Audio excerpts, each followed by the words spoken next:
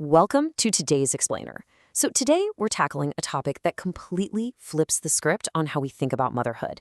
When we picture moms, our brains usually go straight to breakfast in bed, heartfelt greeting cards, and warm hugs.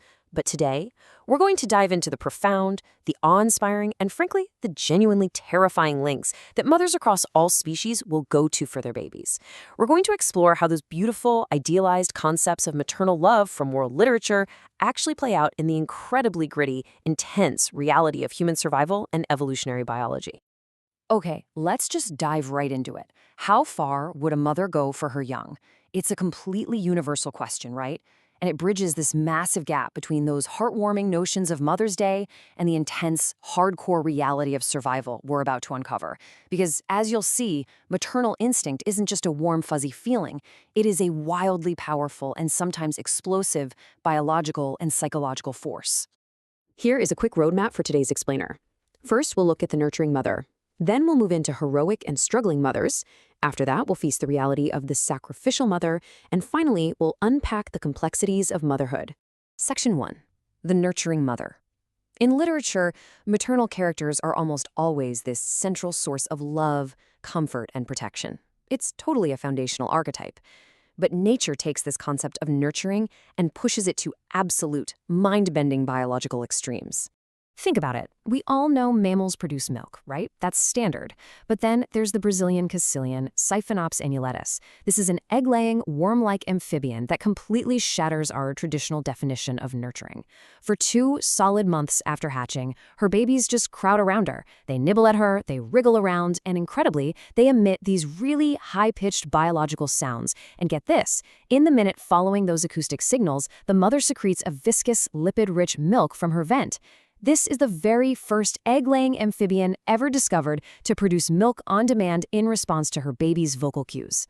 And this whole process brilliantly highlights the sheer, unwavering dedication going on here. As evolutionary biologist Katie Hinde points out, it is absolutely costly, to some extent, for her to be producing this fluid for them. Because when the hatchlings stop consuming the milk, the moms stop making it. And during this entire 2-month period of extreme nurturing, the mother stays totally dedicated to her hatchlings. She doesn't even leave them to feed herself. It's an absolutely massive energetic cost, which perfectly mirrors that universal drive of maternal dedication we're always reading about in classic literature. Moving on to Section 2, heroic and struggling mothers. This classic literary archetype perfectly mirrors the real-world heroics of human mothers who face literally impossible odds just to keep their family safe. Now, what's really fascinating here is the sheer unbelievable scale of human maternal courage. I mean, listen to these real-world feats. In 2009, a woman named Maureen Lee wedged herself between an 88-pound cougar and her 3-year-old daughter. She literally physically hurled the animal off to save her child. Over in South Africa, Erica Zeeman threw her own body in front of her daughter during an armed robbery, taking 5 bullets in her back. And incredibly, thankfully, they both survived. And in a truly tragic instance of this, Nikki Bradshaw Carpenter gave her own life by shielding her 3 young sons under a mattress when a devastating tornado leveled their home in Mississippi. Her boys survived. These mothers literally put their own bodies, their own lives on the line to shield their children from imminent death. So the crucial takeaway is just how intensely powerful this instinct is. Let's look at this number, 4 inches. That might not sound like a lot, right? But back in 1982, a middle-aged mother named Angela Cavallo saw her son trapped under his 1964 Chevy Impala after the jacks holding it up suddenly collapsed. Driven by nothing but pure maternal panic and adrenaline, she lifted that 3,000-pound vehicle 4 inches off the ground. And she held it there just long enough for neighbors to rush over and pull her son out. It just proves that the maternal instinct isn't just some emotional bond. It can trigger literal superhuman strength. All right, Section 3, the sacrificial mother. Now, in literature, think Toni Morrison's Beloved. Overwhelming love can drive unimaginable, tragic sacrifice.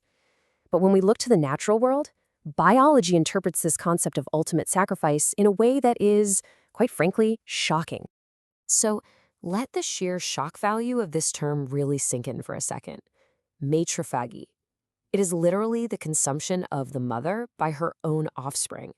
We are boldly juxtaposing those warm, nurturing ideas of motherhood with the absolute harshest, most gruesome realities of nature. This is an extreme form of parental care that we see in certain insects, arachnids, and nematodes.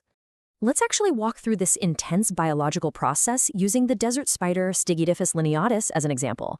Step 1. Right after they hatch, the mother regurgitates food for her young. Okay, standard enough. But step 2. During this time, her own midgut tissues actually begin to slowly degrade and liquefy into nutritional vacuoles. She does this just to maximize the nutrients she can offer. And finally, step 3. Her offspring puncture her abdomen and literally suck up these nutrients.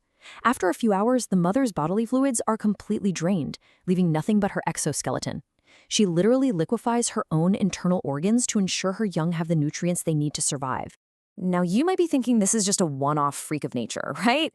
Absolutely not. Matrophagy is a highly effective evolutionary strategy across multiple species. Take the black lace weaver spider. Her offspring jump onto her back, and as they consume her, they inject a poison that brings about a quick death.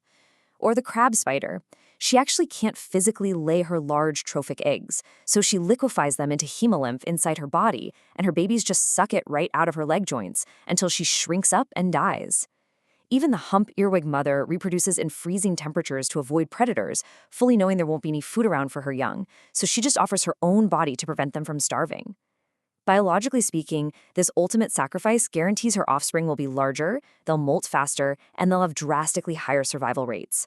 Her genetic legacy lives on entirely through her sacrifice.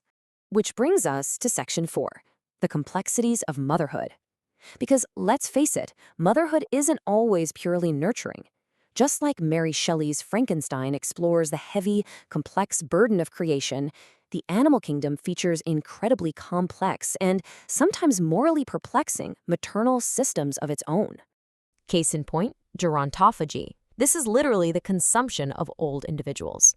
In African social velvet spiders, spiderlings are actually perfectly tolerant of their siblings and other species. Ordinary cannibalism is totally suppressed, but they still need supplemental nutrition. So what do? They engage in gerontophagy. They don't just consume their own mother, they suck the nutrients out of other, older, deceased, or dying females in the colony. Evolutionary biologists call this the cannibal's kin dilemma. It's this fascinating look at kin selection where the final act of community care is an older generation offering up their bodies to feed the young.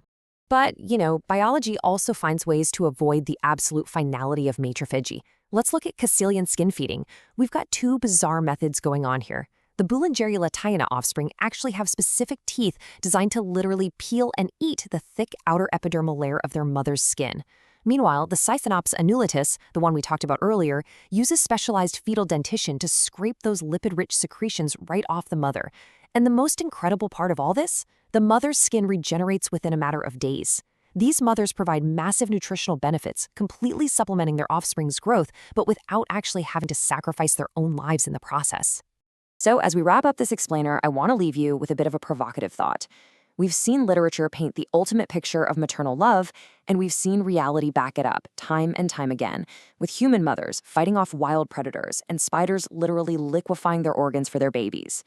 If the maternal drive pushes humans to deadlift 3,000-pound cars and pushes animals to willingly offer themselves up to be consumed, what does that actually reveal about the true nature of altruism? Is it a moral choice, or is it just an unstoppable biological imperative?